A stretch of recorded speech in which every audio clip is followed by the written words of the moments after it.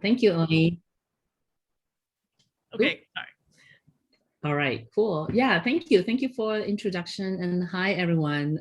I want to thank everyone for inviting me for this fireside chat. It is a topic that I found often when I talk with other designers. Eventually, we kind of stumble upon this, but I find most designer kind of really think about this is at most common is at a point of inflection, whether you just graduated or you decided to take a career change and jump into the UX field.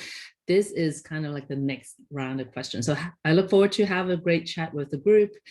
In terms of about myself, yeah, so as Elaine mentioned, although I feel like kind of I'm older and older as we go into the introduction, it's actually a really interesting time. So my background was actually industrial design, and a lot of it has to do with, I think at the time that I was going to school, there's actually not that many school that offers interaction or UX design.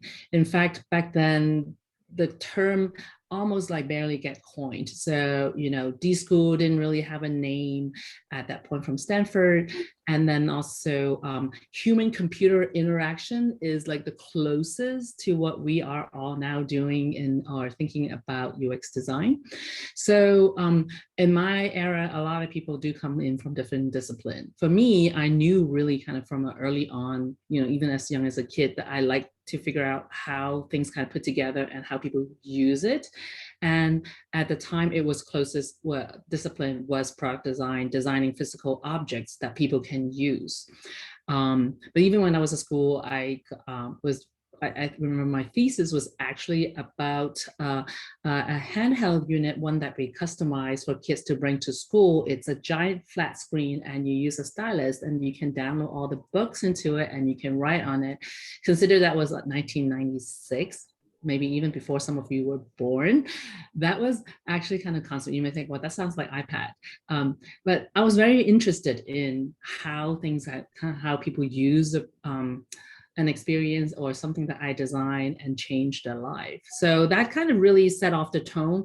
After I graduated, I went in and I found out about this whole realm of software design living in the Silicon Valley. So I started interning at Oracle, and through it, I was able to learn a lot of things about interface design. There was around the time when companies like Microsoft were all coming out with like visual UX interface standards and guidelines, and I really considered that as my second education. After that, gone on to other places such as University of Michigan to study more about human factors, and later on in Stanford, where I met Elaine, where we were both studying, you know, you can call it innovation design through D School, and also from Harvard. So the full gamut of things, I think a lot of it really maps to my initial interests as someone who designed something that can kind of change and improve people's life. And that's actually kind of how I ended up leading my career. I didn't know it when you asked me in my 20s, but now I can tell you in hindsight, that's really what I was doing. So I was always ended up picking and choosing jobs that is about, you know, kind of on the leading edge, something that's new, people have not used before, whether it was eBay at the time, allowing people to trade freely on a platform. The sense of community and reputation was actually born on that platform, that we all now, it's like such an integral part of the internet, to a computational camera that uses like 13 different lenses, which now it can be done on an iPhone with 3 that has 3D perceptions and can boost the clarity of pictures and such, to Zoox, which is an autonomous vehicle company. And now you may actually know of it as part of Amazon, which was because they were acquired about a year ago. So I was always really interested in how, you know, I can help design something that can change and improve people's life. Great. So let's rewind a bit, because I know there are many career changes, like, you know, in our community. Can you describe how you as a industrial design graduate got into UX? I mean, like, what was your portfolio like, and did Oracle interview you based on user interface back then? I mean, I know this is in the 90s, right? Yeah. Very, very good question. I think the interesting thing too is that if I can ask everyone to kind of rewind that, during that time, the internet was still like in its infancy. Like me and my friends would just try to figure out how to code in HTML, and having things animated in JavaScript was like already like, yay, I'm so cool. So there's not a lot of, I think at the time, Oracle being an established company has a pretty sophisticated program in sourcing fresh grads, right? They either source people as interns while they're still at school, or you just graduated, they will go proactively reach out to colleges and look for a fresh grad and then bring them in-house. At that time when I was graduated, because UX is still not a kind of a known entity, if you will, I found that they actually just posted at my school, which is California School of Arts. And there was a flyer, I saw it, they were recruiting for internship, and I just applied for it. So that's kind of how I stumbled upon it. And like most of the people of my time that ended up into the field, we used, I would say the first level of design, which is aesthetic. It is our skill set for delivering things that, helping out in dressing up, if you will, and then bridging the gap of things that may be hard and difficult to learn through aesthetic and language of design. That's kind of how I got my job. Okay, so back then the requirements are not so, like it wasn't as established, right? Is that what you mean? Mm-hmm. Yeah. It is not as established, and I would say also the vocabulary and the choice is much more limited. So just to give you a sense, Elaine and everyone here, it's fairly common that I look at my peers. People will be coming from different disciplines. Myself, industrial design is not really a very big discipline. A bigger one I would say is graphic design, and another one is architecture. Those are two great sources where a lot of designers actually kind of ended up into tech. You also get a lot of some folks, not as many, from movie. I would say that that's actually just another 3D form of medium, where the 2D times time. And then we also have some from quite a few from other art disciplines, such as illustrations. Okay, yeah. Interesting. Okay, so you having worked for first the corporates and then the tech startups and maybe outsourced to some consultancies, can you compare the differences, between them? Yeah, absolutely. And this actually is a very familiar talk. It seems like every few months or so, I will stumble upon and doing one-on-one with maybe a younger designer who's trying to pivot or coming into the field, and they have this question. Or when I used to source in school, one of my favorite school I used to go source, and Helene will kind of nod on it, is Carnegie Mellon. And oftentimes I would talk with prospective designers about which route they go, and they interview us, the employer, to figure out like which direction they want to go. So personally, so I have two stories. I can say what I observe, what it is for other people, and I can also talk about my own personal experience. Yeah. So in terms of corporate, I think the most interesting thing is that you are opting in to their way of working, way of thinking, their structure, because they are much more established. Of course, to allow them to have a couple hundreds and maybe even thousands of designers within a company, they have to have some structure to allow, designers can come in and maybe some other designer graduate and move on, and they can seamlessly, interchange the pool of talents that they have. So there has to be some structure, there may be some set process in place. And I think a lot of it is for someone to jump in, can use that as an opportunity for growth. So personally for me, I walked into Oracle, that was a huge part of it too. That was at a time that they're starting out a new group. So I also recognize that there's a lot of growth opportunity to just kind of rise with the team as it is growing by itself. And I did indeed get to learn from a lot of more senior folks. So that's another thing that's good, is that by going into corporate, you are also immediately baked in your work relationship, a kind of mentor-mentee relationship. Okay. So those are some of the things that's kind of interesting. You're also opting in for whatever the business model, their brand is, right? So in my personal case is that Oracle was actually not an obvious choice for me in terms of brand. In fact, as I just mentioned that project, I had people ask me years later, is that why didn't you end up pursuing Apple? Because that seems like it's such a much better fit for what you were trying to do. That I'll tell you in another fireside chat. But what I was able to learn a lot is that I knew that I was pivoting from industrial design, where most of my friends ended up in consultancy, like IDEO, Frog, Lunar, or maybe even Fuse project at the time. And instead I went to there because I was able to learn a lot more about UX hands-on through just my job. Okay, I see. And then, so what are the pros and cons then, with each of these environments? Yeah. So this may transition into the other part I was talking about, just based on my own experience of talking with other designers, especially the ones who are kind of going through all these choices. The first one I mentioned is corporate. You can opt in and there's a way of working.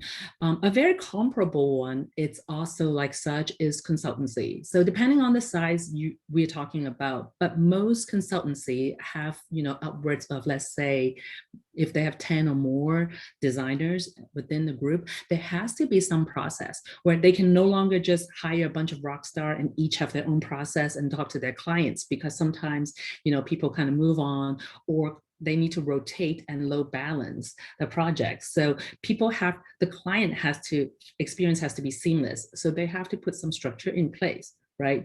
They also have usually a more senior person that lead the project. And if it is a fairly scalable, a bigger size company, like the ones that I used to work with when I was in corporate, they tend to have like 1 or 2 designers at least working on your project. So again, that's why there's some structure in place. So in my mind, it's also a great way, both corporate and also consultancy, it's a great way for a designer who wants to kind of opt in and learn and observe, like the way, if you will, from any one of those companies.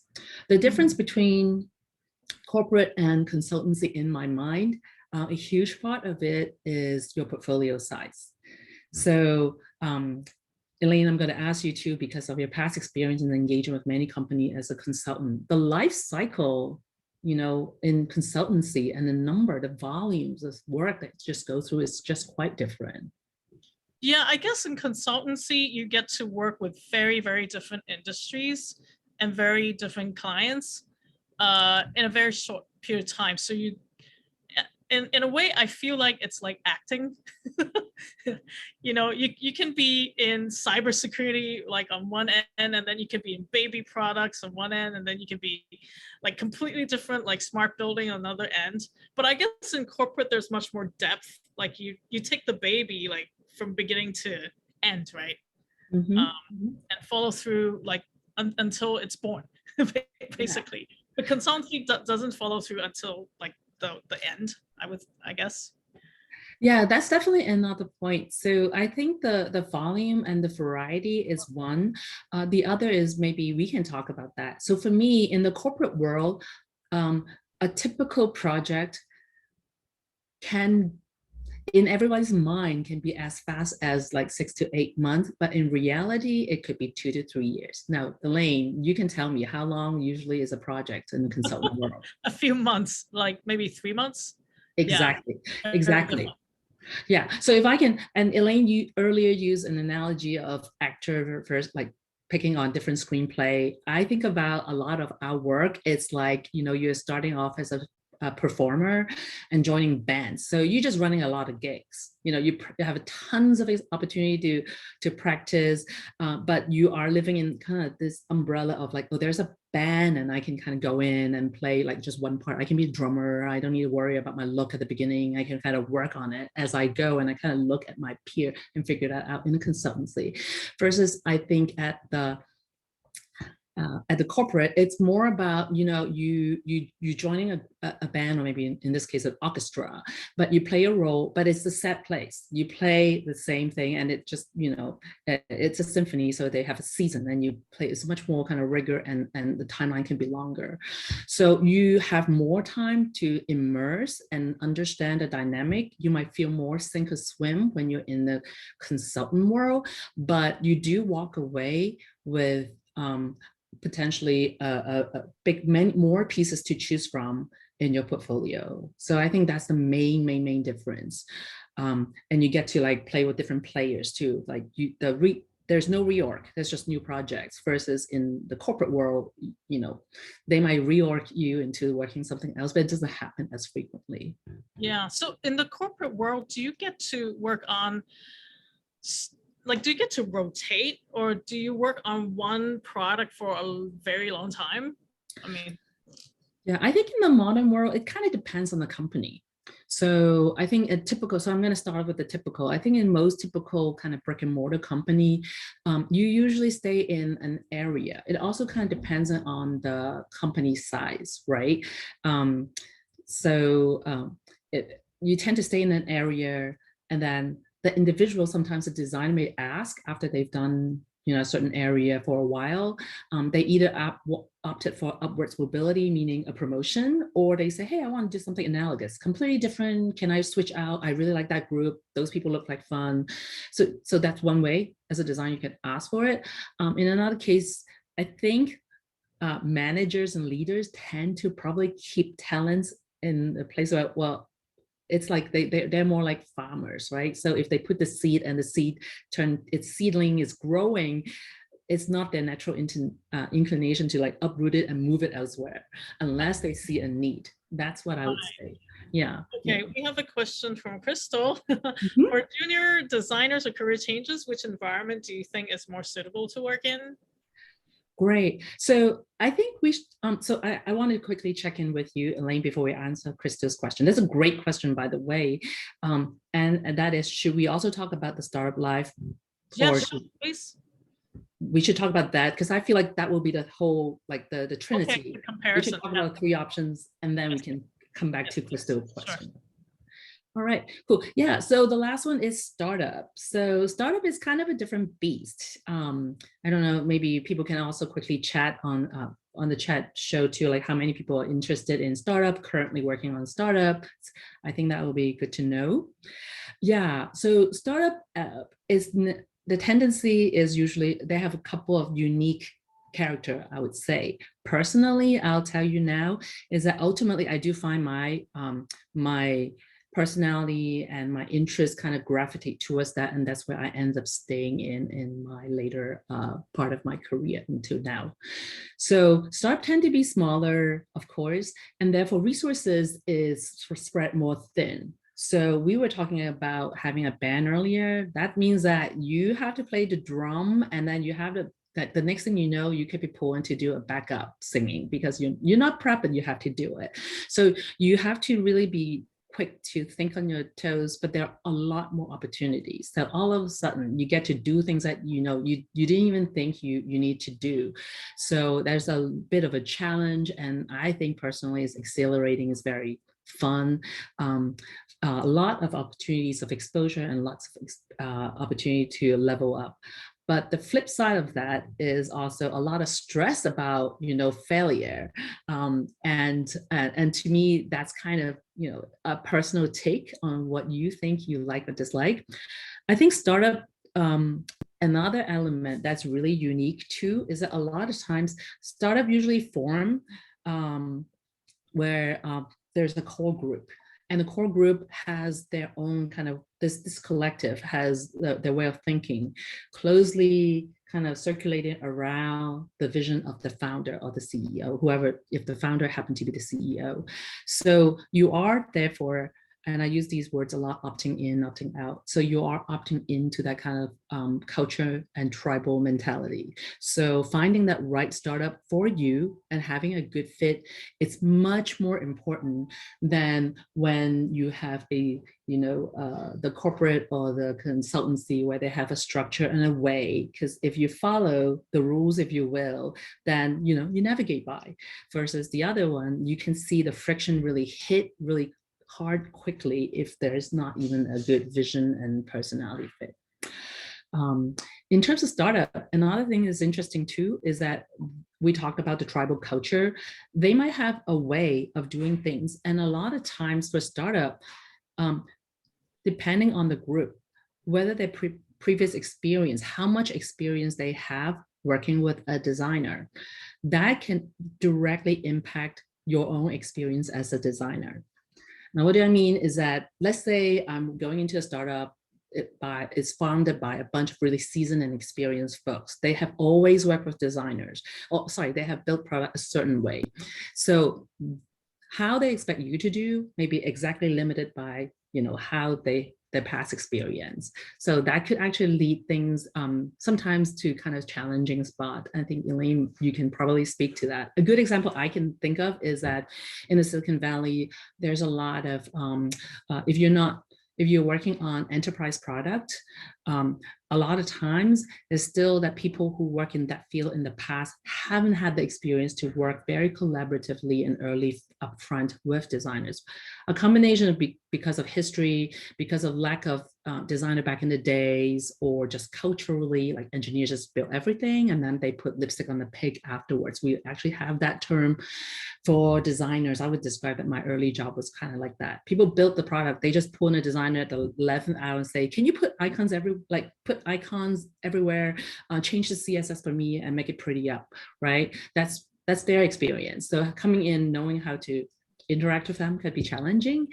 So I would say, in short, that means when you go into a startup, the way that you do work, maybe it's subject to, if you already know clearly how it works, and then you can jump in and you can kind of jam with your team, but you also pay attention to what they want, and then you jam it together. There are some changes and dance that happen, then that can be really rewarding.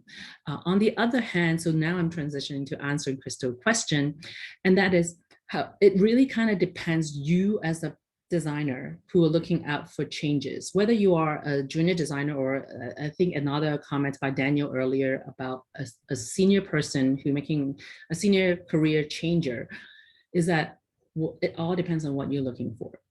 So if you are ready, you think that you know the way and you feel confident, and you're jumping in a startup where things can change all the time, everyone is throwing spaghetti on the wall and see what sticks, so it's very experimental, right?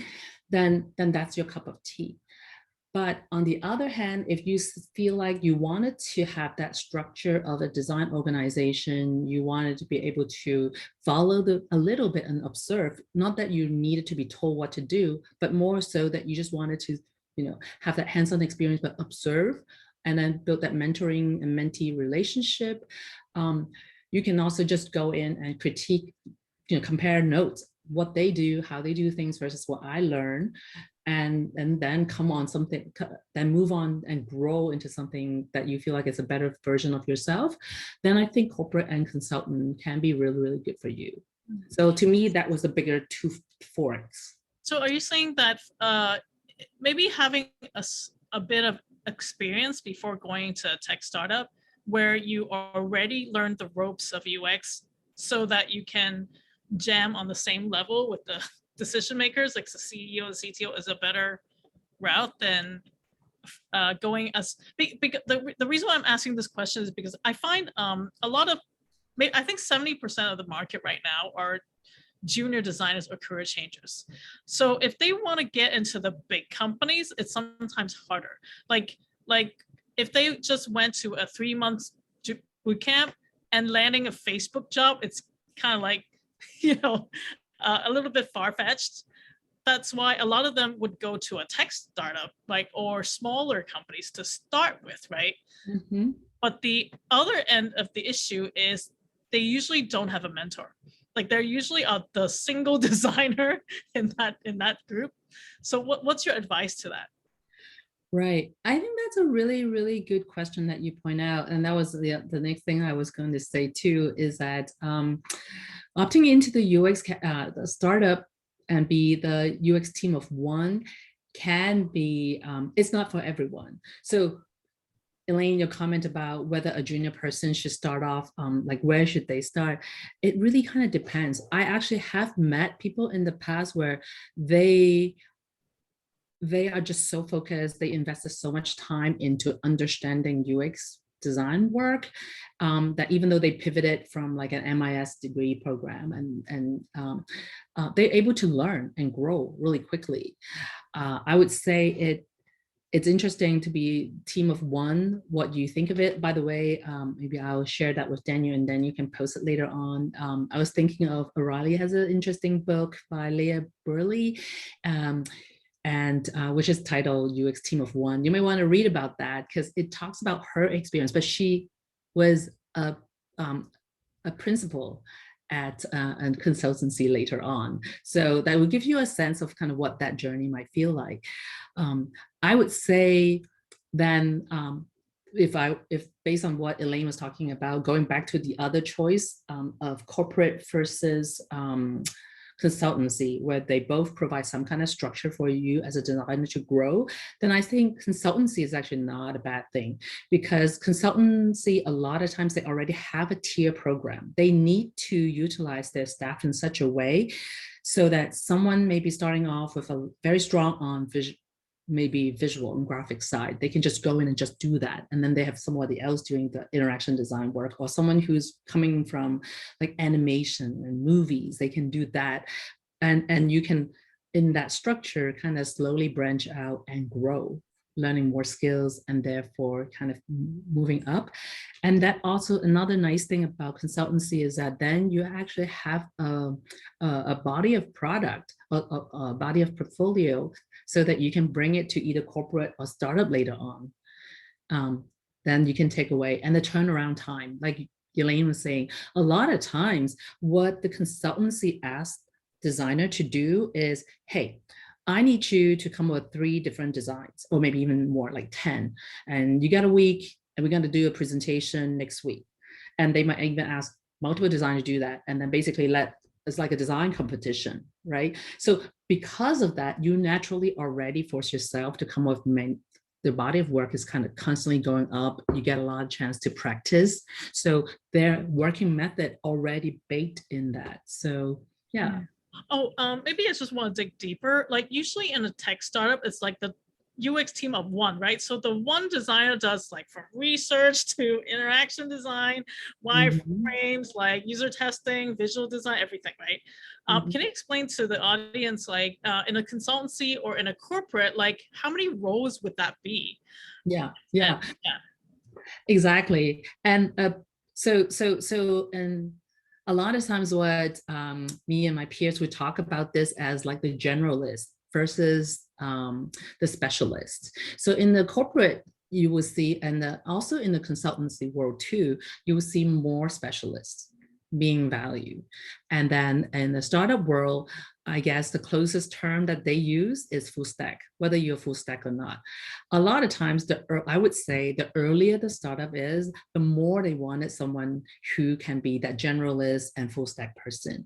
To give everybody an extreme case, so I used to belong to an investment network where all of the companies that we invest in, their founders can come to me and ask for advices and such. And the number one question that they come to me for, it's actually hiring. They're always looking for that perfect designer. And the description I will get will be like, I'd love to get a designer who actually know all the interaction design, does beautiful design, and they can all run that. They didn't even think about UX research, by the way, but it's implicit. And they said, but on top of it, I want them to have really deep product knowledge. And ideally, they can also code all of the front end. So they're basically asking for someone, if I go into specialized world, will be a graphic designer, animation designer, UX designer, a PM, and also a front-end developer. and prototyper too. So yeah, 6 5 rows into one, right? Yes. Exactly. So that is actually fairly common. People think about, try to think of it as a compliment, is that people think that anything that the user touch, they think of us in a way, but what they don't understand is that each of those, to do it really well, that means that you also need to have all that skill set. My suggestion is, and I had experience before where I have designer who just graduated from school, a couple of years working in my team, and came to me that they feel really desperate because they felt like they're not full stack. And in my mind, I just want you guys to have that thought too, is that if you think about yourself, it's almost like a radiograph diagram. So you have dimensions that everybody, some of it you may be stronger, some of it might be weaker. And when you draw your own radio diagram, you will see a star. You can constantly grow that star, and the shape of your star might shift, but you should never try to fill in the blank so that it becomes a pie, like fill in the circle, right? It just doesn't make sense. Nobody ultimately, they say that they want that from you, but really, I think the key is to focus on what you are really good in the early on of your career. Try as much as possible in your job, in your free time, try all these, discover these dimensions that you have, because you may not have all of them already known. But be very mindful when you are looking for a job, regardless of these sizes or types of company, that how can that job help you to develop yourself, whether it is the dimensions or whether it is skill set or the process. So what do you say to the tech startups who's asking for a full stack unicorn? Yeah, well, I'll tell them that, well, I have bad news for you right away, because so does everybody. So therefore, you wouldn't, and you can't, have you seen one yet? And then they usually tell me no. It's like, yeah, there you go. That's the problem. There's a huge demand and there's not a lot of supplies. And then I'll have to tell them, instead of even trying to preach them into like, that is unrealistic of an expectation, right? Then I can work with them in prioritizing what really matters based on the life cycle of your company right now. Because it is true. I understand, by the way, how come they a lot of times want to have that one person, because they just, that's usually in startup, especially early stage, that happen. Everybody plays multiple roles, right? Yeah. But even then, I would say, argue with them that you need to like just pick and choose. Some of it also depending on how much money you have. And you prioritize based on your current stage, and you find that person. Okay, why don't we open the questions to the floor? Danny, we have a question about how do you judge if the startup is good for you or not? You want to ask that question? Yes, I do. I'm just looking back of which I've asked a lot of questions. Sorry. Let me just take a look. How do I judge if this particular startup is suitable for me or not? And what should I look for? A good team or good perks? Good perks. Pizza every like 24 hours, 24/7, right? I'm going to stop you right there. Startup and perks do not exist in one sentence ever. Oh, you know what? Because a lot of people that I have been talking to, recruiter, when they reach out to them, they often say, how many snacks do we have in a snacks bar? How flexible we have in terms of working hour. And they often get touched and moved a little bit because of the perks. But in terms of asking the right questions, how do I judge or look into the future of this company? Therefore, I won't be going into it and I feel burnout and feel miserable and want to change the job. I think as me as well, I don't know how to answer that questions. I see. So if you can give me some advice, please. Sure. I'm going to answer it in kind of two parts. The first part is the perks. So what I would suggest you to do, and that probably apply to like a lot of things that they tell you, is that there's give and take. Why would they give me the perks? What are they trying to take from me? So, and that will somehow distill it a lot for yourself. You can then return. It's actually fair to always ask more questions. So one thing when you interview is that I feel like it's not them, they interview you, you also interviewing them. It's a mutual thing. So make sure there's that exchange. So there's snacks. You can also figure out maybe you will care about what kind of snacks they are. Are they healthy snacks? Are they really mindful about my health, or they just want to give me cheap snacks so that I won't go hungry and I can work until 10? That's one way to find out. And then flexibility of like work hours. What does that mean? What is the expectation? The total general typical number of hours that current staff are using. Do I need to be online for you over the weekends, right? Those are the things that really, when I hear words like flexible hours, what that key into me. Maybe they have a distributed team, one in Eastern Europe, one in Asia, and you're in Canada. So which means that you always, it's very likely that you will get a bad time for your remote meeting, right? Those are the kinds of things that mean, that's why they drop the hint for remote work. So not to say that everyone is like always like, oh, if they see something, they want it means bad news, but those are like cues that you can kind of look into.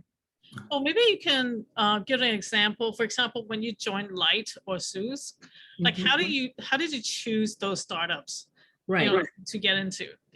Yeah, and that leads to the second part of the question, that the thing that I want to also answer from Daniel.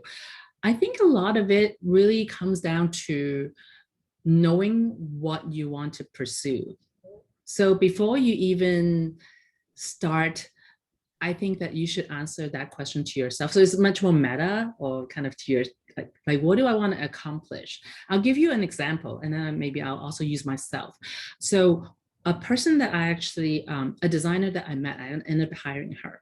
When she was, she's in graphic design with her undergraduate. And then she did a couple of years of work, and then she went into interaction design as her master's degree. She knew that she wanted to get into the field of robotics and AI. She thinks it's really cool. That's the future. That's where it is. And you know what? She was actually really mindful in cultivating and carving her path, if you will, by first, every time she has school projects, she chosen to be in that space. And then she has something to show, right? And then her first internship, she found herself an internship in a robotic company. And then she came knocking on my door at Zoox some other time later. She also were pursuing Google at the time, and a couple other companies robotic related. And we actually think of at Zoox, the vehicle, we think of it as a robot, right? It's a robot on wheels that goes around and pick up people. So there's definitely an analogous. And by setting a goal and objective, even though, you know, when she first started off at school, she had no experience with robotic whatsoever, but she kind of tuned her path that way. She led herself there at the end. So I would say that's the most important thing, if anyone who dialed in today can take home with, is really think about that. Like, what do you want to accomplish? It could be as specific as a field.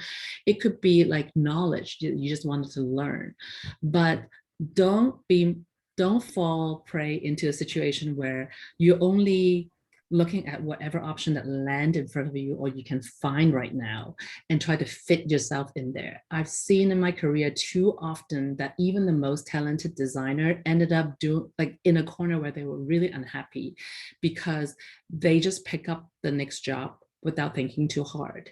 So I think that will be advice to everyone. Yeah. And then you had a second part of the question?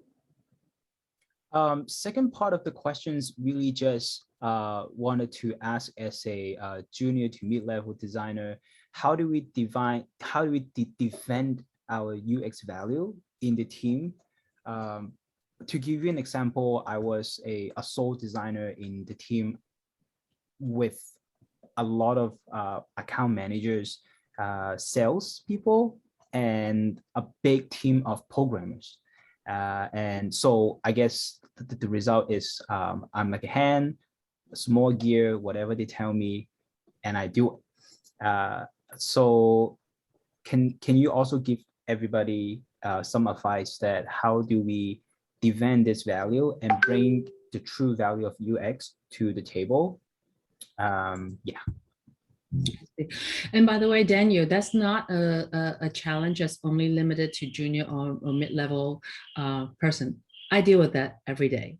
In fact, I just presented an hour ago why design matters to another group. It's kind of, I remember one famous saying that I had from a GM at eBay, and I worked on a proposal for improving the user experience together with my PM. We ran multiple reports to prove that if we were to do that, it could potentially increase some of the sales. So I backed with number. And then at the end, the person just sit down and say, you know, in the past 2 years, we haven't touched that piece of code and our revenue has increased 25%. Now you tell me, why am I going to spend $2 million, which at the time was the cost, engineering cost, to make it better? So I just want to tell you in a nutshell, that is always an ongoing challenge that we all have. My advice to you is to assess the battle before you even go in. Is that a battle worth fighting for? So you can't fight every battle. So if you try, it's only gonna burn you out. So you need to know, and I think that really comes into play when the life cycle of the product, especially when you were, based on what you were telling me, if it is an existing product, for instance, and people are just like, you know, making it, improving it and whatnot, or it's about to go out of the door, you know, the ship is ready to sail. They're just asking you to paint a new coat. It's almost like you understand that it's impossible to ask them to change the engine or the shape of the ship, right? So you have to, it is your job. I think design is always with limitation, and our creativity come in is by being ingenious with our solution based on the limited resource and time that we have. So try to do that and deliver that, but then push for the horizon, push further out into the horizon, try to engage them so that you are working with them, maybe not in solving the problem that hand the way that you see it should be, but be at the table further out in the horizon so that you can influence and shape that one. Mm-hmm. So that might be a better battle for you to fight. Does that make sense? Yeah, great. So Tina, do you want to ask your question? Hi, Jenny. So I want to ask a question about user researchers. I'm more interested in opportunities as a researcher, and I'm really curious to know how do their jobs differ in like these 3 types of environments: corporate, tech startup, and consultancy, based on what you've observed, maybe. Great. Yeah, I'll try my best to answer, and Elaine, in this case, also please chime in too. Sure. Yeah, so I think that perhaps the role can be quite different. So first of all, I found that the biggest difference, if I can just start off by saying, in the corporate world, you are dealing, because there's a lot more knowledge already accumulated, and they have a bigger of a client base, so they have more information. So versus in the startup, and also in the consultancy world too, because of the shorter life cycle, they don't know, or they may not have access to the same level of information. So what I found typically is that in the corporate world, in the startup and also the consultancy world, you will see more qualitative research work being done. So a researcher going out and interviewing, you know, a small group of like 6 to 8 participants to, you know, running a series of focus groups, or maybe doing some kind of small scale online surveys and whatnot. You're still talking about tens of people, versus in the corporate, you are, there could be both qualitative work done, but more than often is quantitative work. So this could be involving maybe the UX researcher, but nowadays more and more so data scientist that is focusing on analyzing the data and then sharing, you know, kind of collaborating with a UX researcher. And then also they sometimes will do the A/B testing, for instance, right? They actually launch a product, 1 out of the 100 of their server farm, and observe and see the data, how it's different. So I think those are the main 2 in terms of the work that, you know, as a UX researcher will do, be different. Another is probably your roles. So I think in a startup, oftentimes, we talk about that UX team of 1. So sometimes the designer may be actually expected to run their own testing. right? Yeah. So in a tech startup team, would you say if they had to hire one person that is full stack UX from research to design, what skills are more important then? Is it the design part, or the research part, or the interaction part, or like if you just can, because you only have the budget to hire one, right? Right. So I would say that if, and that's, by the way, that's like my internal debate all the time, right? As a as a head of design in the startup, because in that case, that people also look at me and say, well, can you do everything? And I have to make a justification to open up a rack and hire someone. So in those cases, a lot of times, I would say definitely more on the design side. The research is come into play where people may say, oh yeah, that's just stuff that you do to validate your design, right? And to me, it is a tool. It is a skill that can empower yourself, because you can share the research work that you've done and defending your design. So to me, that's the case. It's actually fairly often for startup to just engage with consultants. So contractor will come in. These are professional researchers that just work with all companies of all sizes, and they just come in and do the research, share the finding, and then take off, right? So that is possible, Tina, if you're interested in that.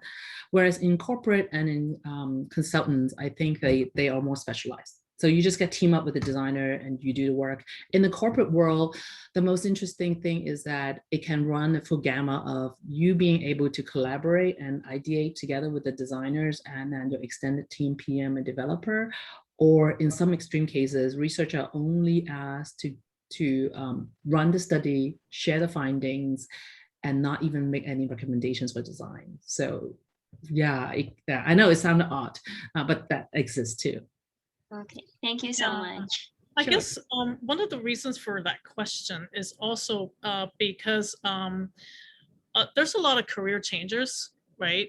And for those who haven't been to design school, like having 4 years training in visual, are coming in from other industries, are probably more versed in the research side of things instead of the visual execution side of things.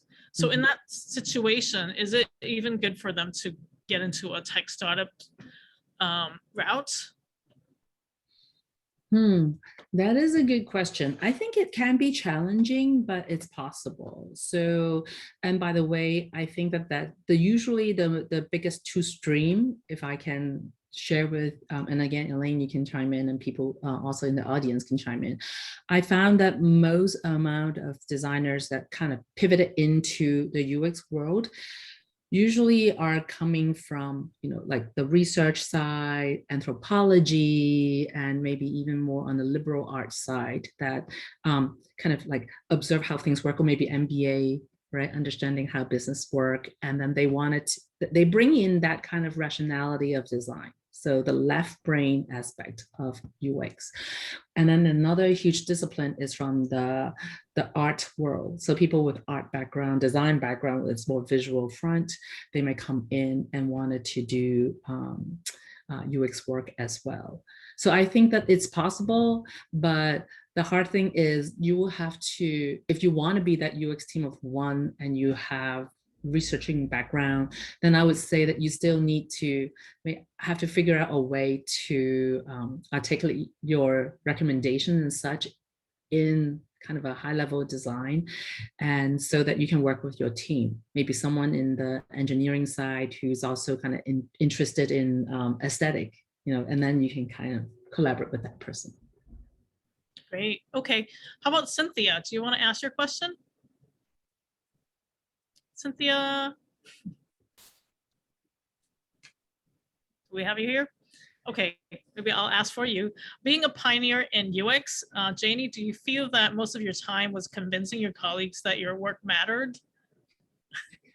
I think design can feel like a religion, if not downright a cult to some people. That is not in our realm. So I think it is always an ongoing work that we have to kind of share the perspective, especially when people don't have the vocabularies for it, they don't really see like why you're asking me to do certain things. We talked about the basic level of design, which is aesthetic. A lot of times aesthetic make you feel better, but is that necessary? Is it worth the extra effort, right? So you do end up have to talk about that. I think a lot of times I talked about picking the battle to fight. That's still true and also applied to here, is that you just need to know, is this a person that you wanted to talk with? If we use the analogy of a cult or a religion, do you want, I don't think anyone who is a person of religion go out and preach every single moment.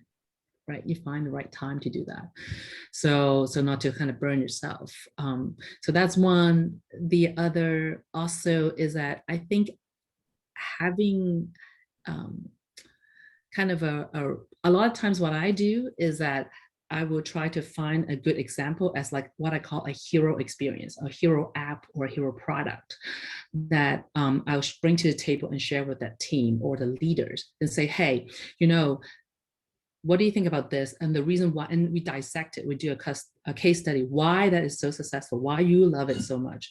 I'm pretty sure some of you guys have already heard it. People ask you, can you just make it nice like Apple? Right? Just whatever you do, it doesn't feel Apple enough. Can you make it more like Apple? To me, I try, mixed feeling, but I try to not take it as kind of a condescending thing, but I try to think of it as people really wanted something that's well thought out and well designed, just that they don't have the vocabularies for it. And I would take that as an opportunity and dissect and say, hey, this is how you can do it. Another great example is that sometimes I would even use tools that people use a lot, such as one of a Google product. Google product may not be thought of as like really beautifully designed, but one thing that I think they do a really good job of is that they focus on the few friction points that people felt highly repetitive and painful, like say Google Docs, simply by allowing people to collaborate and do comment and resolve all the versions so much easier.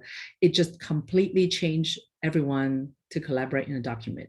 So I use that as an example and then explain why some aspect of the design matters. Okay. Danny, why don't I circle back to your question later, and we'll go to someone new. I think Sandy just came on. Kylin, is how I say your name? You're an engineer. Do you want to ask your question directly? Sure. Sorry about the background noise. I'm running next here right now. But yeah, so I'm a software engineer, kind of working on a software idea that I had, but I wanted to kind of ramp up on a lot of the UX design thinking, since I feel like I'm lacking in that a bit. So I just wanted to know about, I guess, if you had any resources I could read up on or any videos or something to watch up to kind of quickly ramp up on that. So I can get it started and I will quickly turn around back to the panel too, because Kaylee, I don't know if you're also in Vancouver, so just in case there might be other local resources there. Where are you stationed? I'm in Seattle. Seattle, okay. Oh, okay. Close enough. Okay. There's also going to be like a ton of resources, I would imagine, because there's like so many powerhouses up there. So my suggestion is definitely go look up online and find people, whether it is thought leaders that is really active in posting a lot of their experience. I think follow them on social networks and read their articles. I know I'm trying to think of like some of my other designer friends who are entering in and want to just be much more kind of well versed with design. There are some interaction design specific and graphic design specific Slack groups that you can sign up on. And those are actually really cool. I like it because when I'm working, I'm always on Slack and then there's always that like extra bubble. It's like my morning routine. I go in and take a look at what are things people are talking about. And that's really helpful. I think if there's any kind of meetup groups especially one that has like, they do, I guess in the time of COVID, it will be more virtual, but still like share equivalent of sharing of the sketchbook. So real-time peer-to-peer sharing of what you're thinking of and what they think and give your opinions and such. I think having that peer relationship can be really helpful as well. And I think everything else is, I would say a lot of it is finding these design thought leaders and seeing what they have to offer and share. Khaled, can I ask which stage of startup are you at? Are you seed, Series A, or where are you right now? Just super early. I'm just talking to customers right now, and potential customers, I should say, and kind of making mock-ups. I wanted to kind of get, I guess, potential customers before I actually built it out. So I'm in that stage of talking to them and designing it. Yeah. Oh, okay. Are you like one person right now? Do you have a team? It's just me at the moment. I see. I see. You know what you can do? I know some of the like General Assembly, they would have like the graduates could work on some company's project. Yeah, so their UX graduates can do that. Yeah, if you write me on LinkedIn, I can send you that information, because they're also looking for startups or companies who are willing to work with designers. That would be great. Thank you. Yeah, yeah. I'll drop my LinkedIn too, or. Okay, or you can write it here. Yes. Okay. All right, Jasmine. You want to ask your question? Oh, before, I just wanted to say, I think Sonia is actually back waiting. Oh, really? I think, Sonia, did you have a question? Is that why you turn on your camera? I'm sorry. Oh, no. Yeah, I actually, I cannot use the virtual background. I supposed to have the IxDA virtual background, but I just, because the Zoom version, so I can only blur the background. Okay, yeah, don't worry. Okay, Jasmine, your question. Yeah, so how do you stay focused and productive like during COVID? Like, are there any tips on staying engaged with your team while working remotely? Yeah. Yeah, I guess I will have to answer. Yeah, basically we do a lot of virtual meeting. I think with COVID, we all pretty much have gone through the same wave where when it first hit, everyone felt like they have to overcompensate on FaceTime, so that we're always sitting in front of Zoom, to I think that kind of calmed down a bit.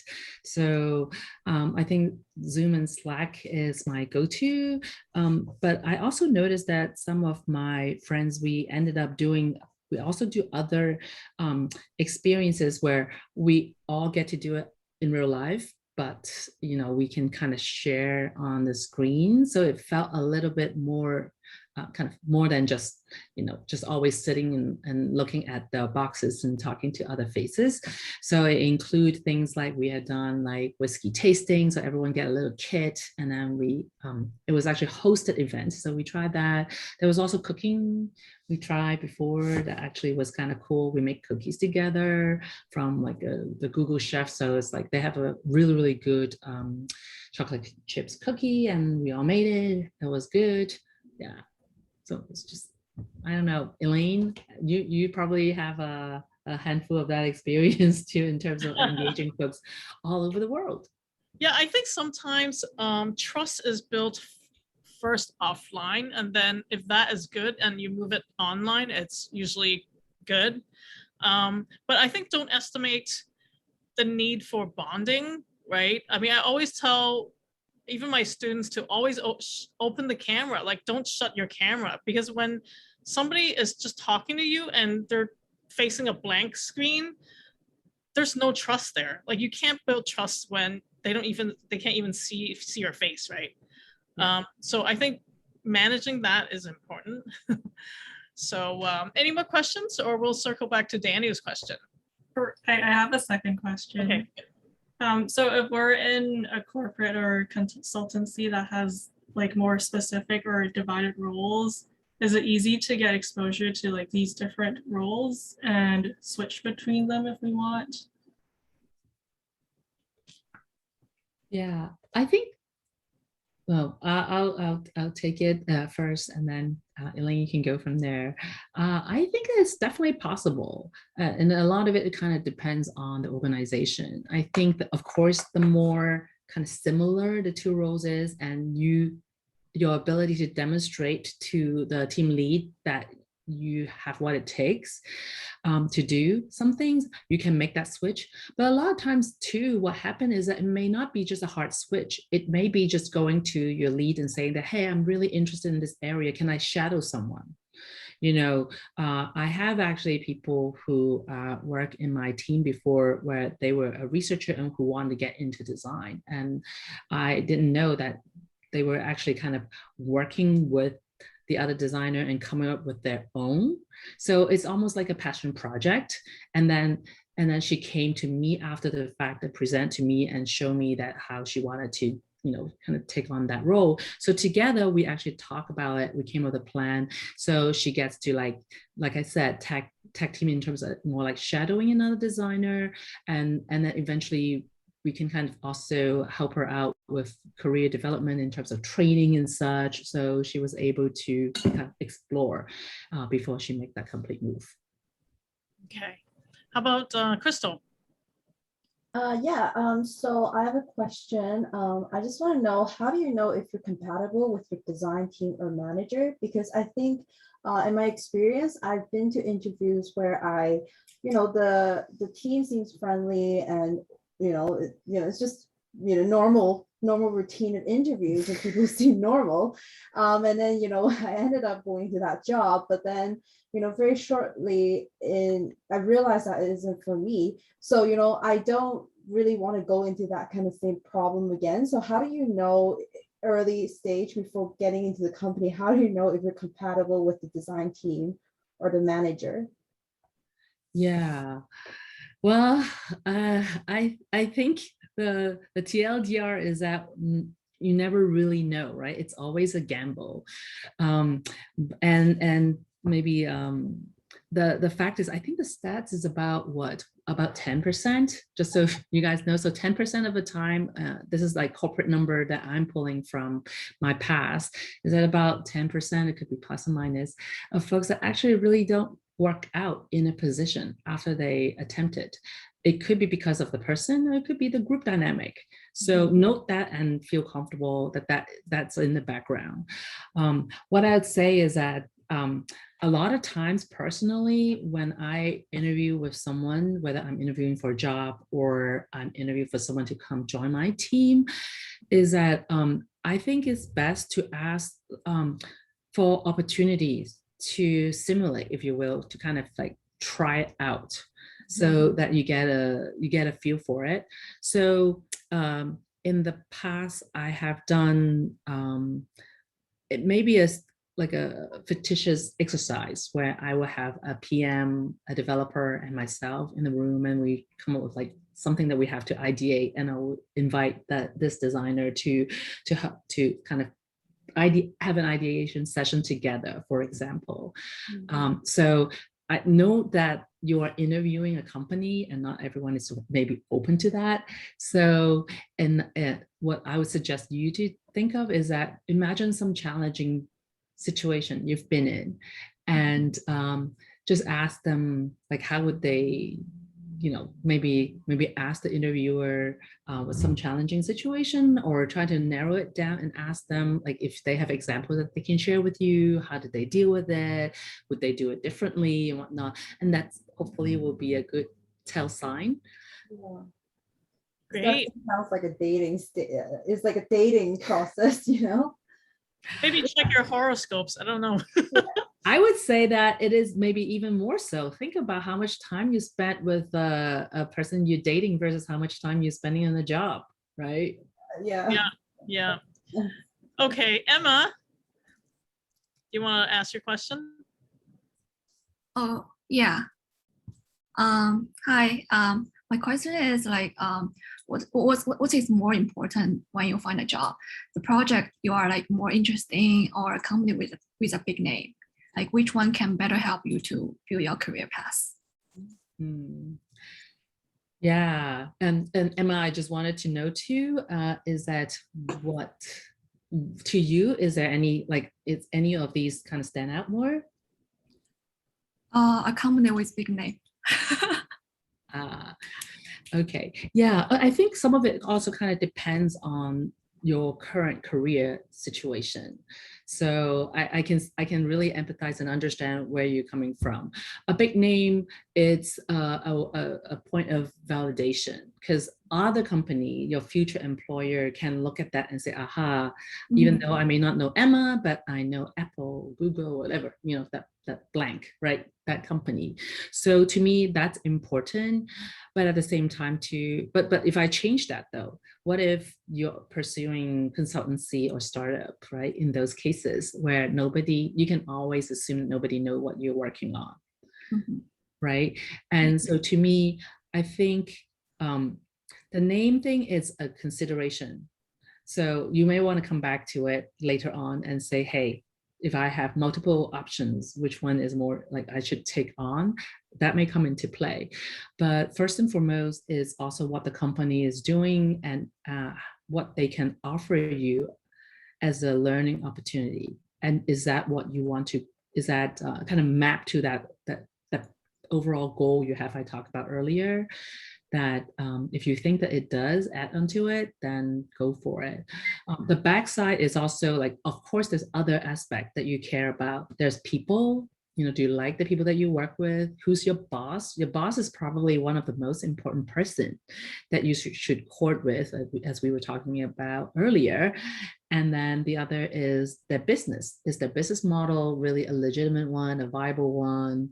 You know, which immediately translate to, do they have money to pay me down the road, right? So all that kind of come into play. In terms of the big name and big company though, I would say a huge part of it compared to the consultancy and the startup is that because they have specialized role, they have something very particular for you to work in. A lot of times, even the project comes like that. So you could be working on something so specific. I once met a designer who talked about how they had been spending 2 years working on shopping carts for a company that I would not name. And that's the life of a corporate designer. I mean, as long as you know that you'll be fine jumping in. So to me, the name is great, but then also you look immediately, then we'll look under the hood and see what is the brief for me for that time frame. Yeah. Shall we go back to Daniel? You want to ask your eBay question? Yeah. Yes, please. So this question is actually, I want to ask it for me and one of my friends who couldn't make it today. Since Jannie, you have worked in a lot of different environments. I'm wondering, and she is also wondering, how corporates like eBay or startups in, let's say, ComSquare, they would hire differently, because one is a big corporate with a lot of resources. The other one is a startup desperate looking for a generalist, like you mentioned, mainly because I guess, were they looking into more of my execution skills, or they were looking at my soft skills more? That is a good question. And I also saw your comment about people judging the book by its cover. I also want to ask you, are you referring to the cover in terms of the company name, or you by like, you know? I think the company name too. I used to did my very first internship with Tesla, and then I was their visual designer intern back then. When my second company interviewing me, they look at Tesla, they immediately go, "Oh, cool," but they never really ask what am I doing there, or how many nights I didn't sleep, how many night over that I try to pull to meet deadlines and all that stuff. Definitely under the hood, you need to know what you want to get out of. So couldn't agree more on what you just, yeah. Yeah, and to your point, and also relating back to Emma, who asked us a question about brand earlier too. I think at the end of the day, it's really important. You know, depending on your career, where you're at. So sometimes it can actually open more doors depending on, you know, where you're at before. So I want to take that. But going back to Daniel's comment, the question. Oh, my questions, it would be, how would a corporate like eBay or like a startup would hire people differently? Do they looking for people's execution skills, or they're looking for your communication skills or presentation skill to the client? Because I also see somebody at the very beginning was saying corporate would be their cup of tea. So. Sure.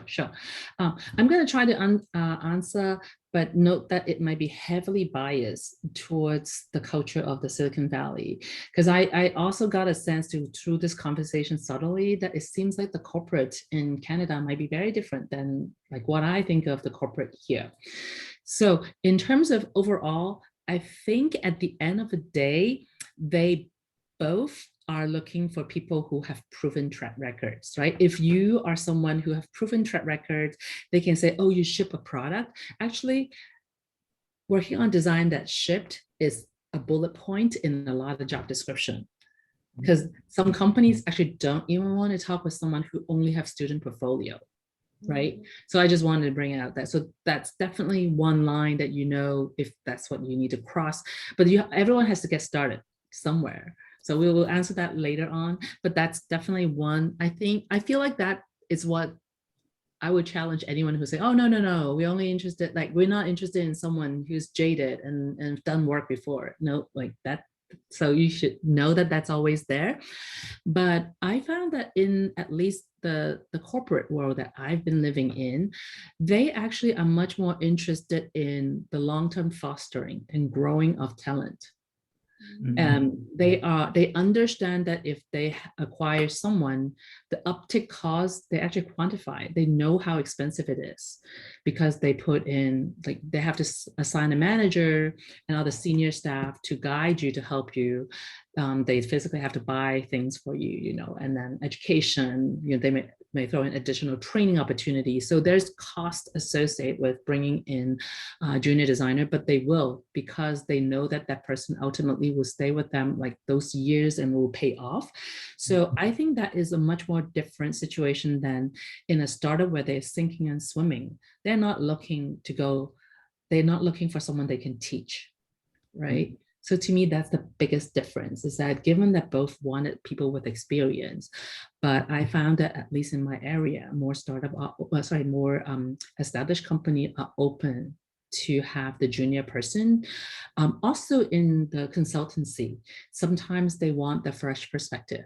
They just want, like I said, throwing spaghetti in the wall. So they are right in the middle between corporate and startup, because a lot of times people hire them to vet ideas, so that it is the consultant job to try a million things and come back and say, oh, these are like, I tried 50 different versions of icons, and then we narrow down to these set and now pick from 3, right? So they want the fresh perspective. And I see that a lot of companies, consultancy actually actively cultivate newer and junior designers.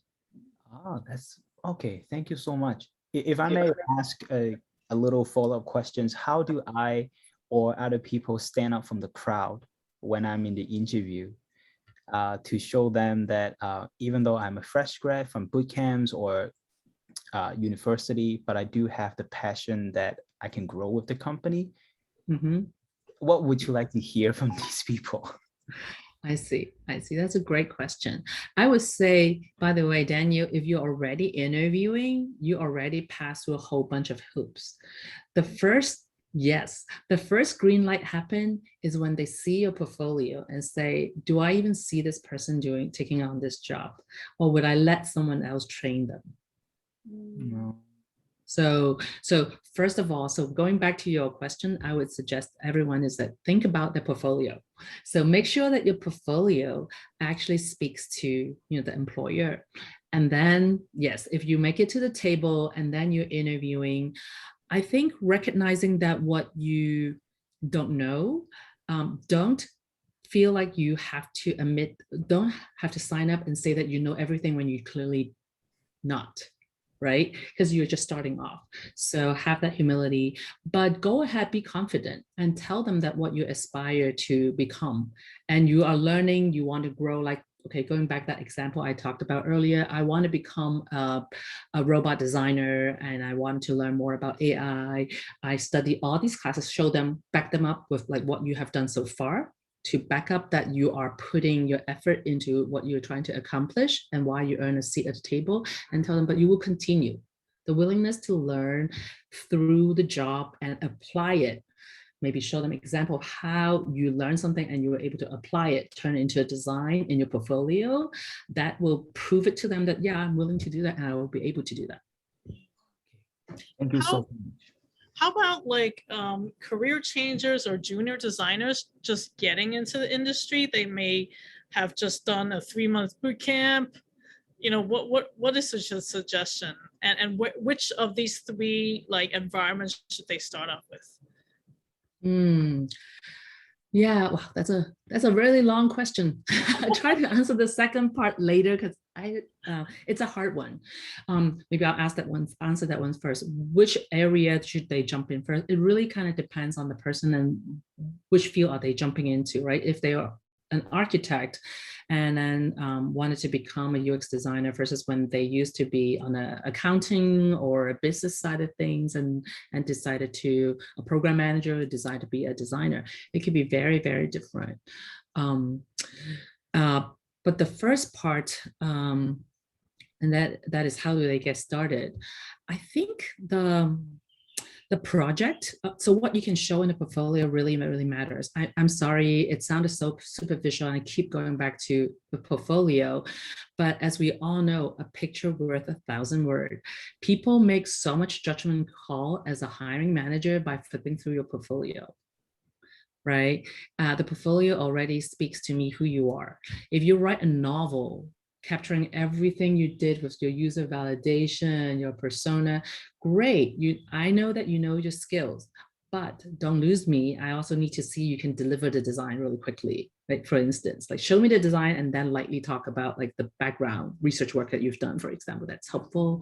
So craft your portfolio kind of accordingly, which by the way, Elaine and Daniel, if you guys don't have it yet or already had it, definitely portfolio tuning and strategies for a lot of designers would be so super helpful for them because it's the first step to get yourself even onto a phone call with a recruiter or a manager. And then secondly, we were talking about, I lost my train of thoughts here. Let me take a breath. Well, I know, Jannie, you are also looking for freelancers or contractors to help you with your consultancy business now. Do you want to talk about that? Sure. So as I mentioned earlier, I found my happy place in startup. So at this point, I'm actually mostly working with really early stage startup.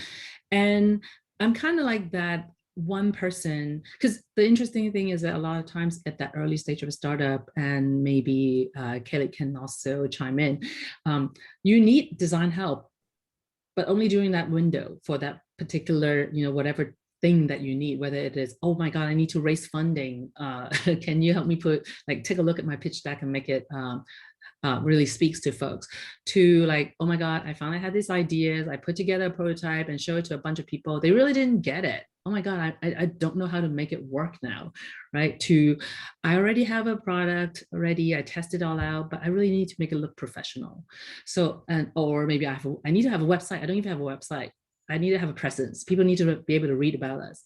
So all those work can really be done by one designer in any given time. But more than often, I usually am looking to point these groups to individual designers, and then I can work with them so that I work on more in the creative direction and also the strategy side with the founders.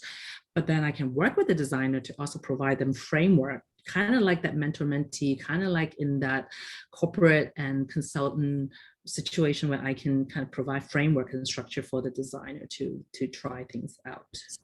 What skills are you looking for?